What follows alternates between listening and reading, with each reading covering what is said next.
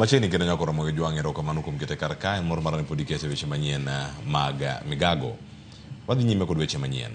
Jotend kanise kaunti ma Siaya koro dwaro mondo wit oko paro mar chik mar omenda ma igeto juogi kata osuru kanise ma pacho ka. Kotelni kod jakom margi e kaunti no mano Bishop James Opio Anyango gi ywak ni ka ok orang matut chik omenda no to piny Kenya ochopo kama chike ok bitiyo.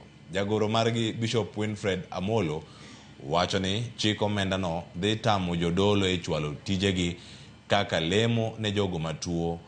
Kanyo bende gikwedo mokalo moko kuom jodolo ma kanise mayawo accounts mag kano omenda mag tithes, chiwo to gi mago mag osuru.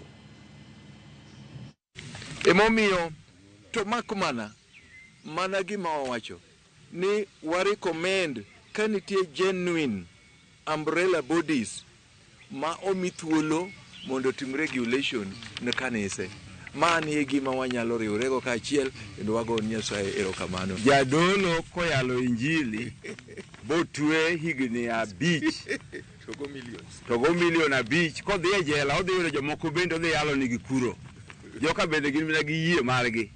Koro mano pod ok wa solve problem no. Pod wamedo mana problem. Mar ariyo en ni ndiko kanisa manyien chalo ng'a idwa nyuolo manyien nikech nitie joma nyo wasenyuolo. Koro kendo wadoge i minwa mondo nyuolo manyien. Mano biro bedo kelo confusion maduong' kendo ang'eyo ni ka ji obedo vetted e registration manyien no chiegni nus mar kanise ibiro ol oko. Ka otamwa mondo mi kik wayal injili to jokong'o mang'eny mwase yalo ni bolokore bobedo dhano ma kata polis ok nyal loko kata jela ok nyal loko.